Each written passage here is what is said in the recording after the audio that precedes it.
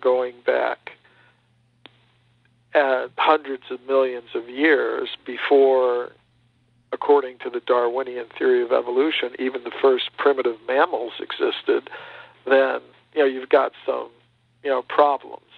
There was one of the architects of the current paradigm, the current theory of human evolution, was Professor William Howells, and he read my book Forbidden Archaeology, and he wrote me a letter after he read it, and he was recognizing the implications of the evidence. I'm not saying he agreed with the evidence, but he wrote to me, well, if this evidence is true, then it poses problems not just for our theory of human evolution, but the whole Darwinian theory of evolution would sort of fall apart if these things were to be accepted. Now, I'm going to also say something. In my book, Forbidden Archaeology, I just present the facts. I just present the discoveries. Right. In that book, I really don't try to explain them, and I leave that up to the reader to try to account for this evidence. One thing is clear: it contradicts the current textbook explanations of human origins.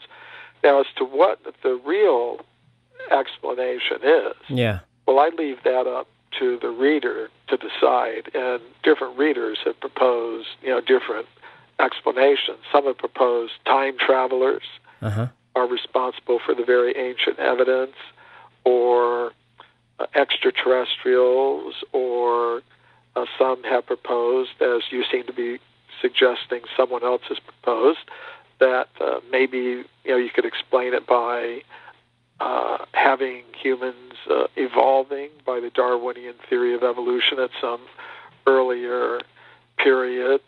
So I think these are healthy discussions. I think people should be free, once they have all the facts, to come up with their own explanations for the evidence, the pattern of the evidence. Now, I've offered my own explanation for it, but I saved that for another book. I just wanted, in my book, Forbidden Archaeology, to put the discoveries there, and then let people try to make sense of them however they want to. Well, all of those different theories about, who that archaeological evidence belongs to, I guess I could assume that you would keep the door open to those different ideas of possibly. Well, I respect the right of people to come to their own conclusions. I have my own ideas about it. I want to ask you about that, but I think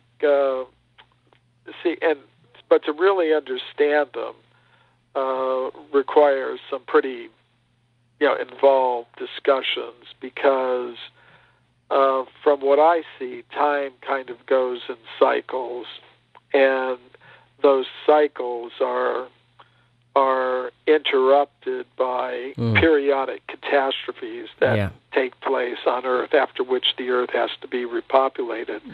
So I would say over the course of, say, the past couple of billion years, there have been many of these cycles of creation and destruction.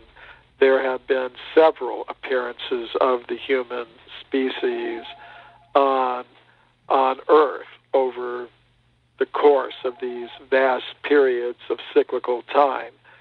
So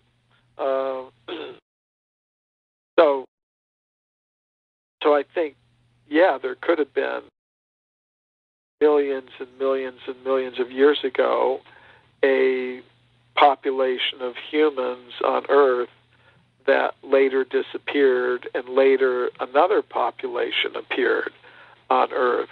I think that's definitely possible, but where did those populations come from? I would say from some higher level of reality, where the prototype human form is always existing, so that it's always there to repopulate the Earth when there's some need to do it. We also have to keep in mind that the ancient Sanskrit writings of India describe 400,000 human-like species scattered throughout the entire universe. So wow. there's a lot of material there to serve as a resource for contemplating all the details of the history of the human species on this planet. But my views depend on a different kind of cosmology that's now dominant. To really understand my views, you'd have to understand my whole worldview and cosmology. And if we try to interpret what I'm saying in terms of modern scientific understandings that are imposed on people through government control of the education system, it might not make too much sense to them. Yeah.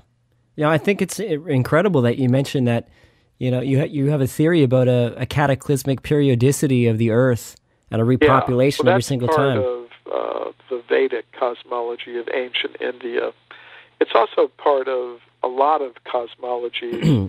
People today are becoming a little bit familiar with the Mayan calendar, which involves a similar cyclical cosmology, cyclical time, vast periods of time that repeat, and there are ends of times and beginnings of times.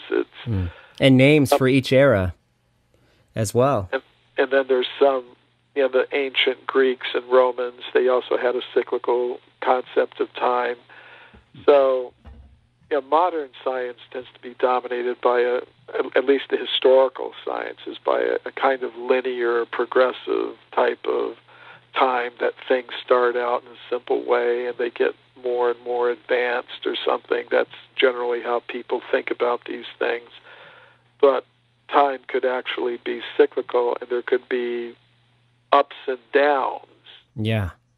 Well, that's how I came across the information, is when I was doing some research for a 2012 show and, looking into indigenous mythologies, and specifically the Mayans, of course. And that's the same conclusion I came to, that it's really possible that the planet Earth is in this real sweet spot in the universe, in where this cataclysmic periodicity does occur.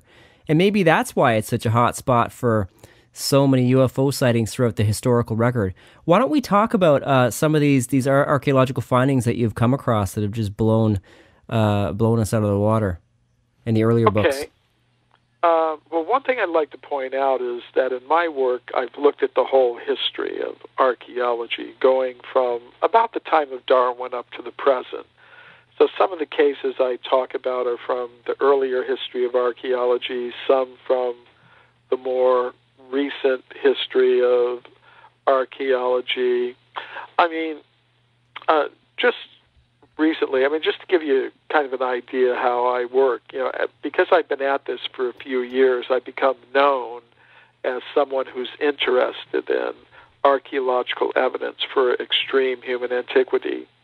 So sometimes people send me leads about discovery. So one of my correspondents, he called my attention to a report that was published in the journal of, or the bulletin of the Texas Archaeological and Paleontological Society in the year 1933. And it told of a human skull that was blown out of solid limestone rock by road construction crews near a town in Texas called Brownwood, which is right in the center of Texas. They were engaged in some road building activity, and they were using dynamite to blow away limestone rock on a cliff. And out of the solid limestone rock came a human skull. This was identified by a man named Cyrus Ray, and he was an osteopathic surgeon. And osteopathic surgeons are very knowledgeable about the human bone structure. That's what osteopathy means. It's it has to do with the human bone structure. So he was very qualified to identify the bones as human. But now, as far as this limestone rock is concerned, it dates back to a geological period called the Pennsylvanian. And the Pennsylvanian is part of the Carboniferous period. And it goes back about 300 million years. So that's really quite astonishing. Wow. Now, that's just a new case that's come to my attention. I'm writing a column about it for Atlantis Rising magazine. Nice. And eventually it'll make its way into future books of mine. But I've uncovered hundreds of things like that, which are in my published books. And some of these discoveries are from the more recent history of archaeology, some from the older history of archaeology. Just like in any textbook of archaeology, you'll see older discoveries and newer discoveries. You'll read about the first Neanderthals being discovered in 1856, and the first Homo erectus discovered in 1893, and then you'll read about the more recent discoveries also. Now, what I've done is I've included in my books all the things that you don't find in the textbooks. Yeah. Like, from that early history of archaeology, you'll read about the first Neanderthal man discoveries, but you're not going to read about the California gold mine discoveries, which show that humans like us were existing 50 million years ago. When gold was discovered in California, miners went there to get the gold, and they were digging tunnels into the sides of mountains. And inside these tunnels, the miners were finding human bones and human artifacts. They were finding obsidian spear points, stone mortars and pestles, human bones, solidly embedded in the rock over 1,000 feet inside these gold mining tunnels. And they were found in layers of solid rock that modern geologists tell us are about 50 million years old. So all these discoveries, they were investigated and by Dr. J.D. Whitney, who was the chief government geologist of California, and he published a massive report about them. His book was published by Harvard University in the year 1880. And in it, there are detailed scientific reports of all these discoveries of human bones, human artifacts, humans, all kinds of evidence for a human presence going back to 50 million years ago. Wow. But you're not going to read about this in the textbooks today because of the process of knowledge filtration that I was talking about. There was another scientist who lived at around the same time as Dr. Whitney, Dr. William Holmes, who was an anthropologist working at the Smithsonian Institution. And he said, okay, if Dr. Whitney had understood the theory of human evolution, he wouldn't have published that report. In other words, if the facts didn't support the theory, then the facts had to be set aside, and that's what happened. However, some of those artifacts from the California gold mines are still in the collection of the Museum of Anthropology at the University of California at Berkeley, and I've seen them. I got permission from the directors of the museum to study and photograph them. So they are still there, although if you went to the museum, you'd never see them. You'd have to be someone like me who's kind of aware of these things to even think to ask about these things. So, that's an example from the earlier history of archaeology. Then in the 20th century, late 20th century, there were some interesting discoveries. For example, Mary Leakey found human footprints at a place called Laetoli in the country of Tanzania in East Africa. Right. These footprints were discovered in layers of rock almost 4 million years old. And they are mentioned in the textbooks today, but the scientists who mention them don't consider them to be made by humans like us. What they propose is, okay,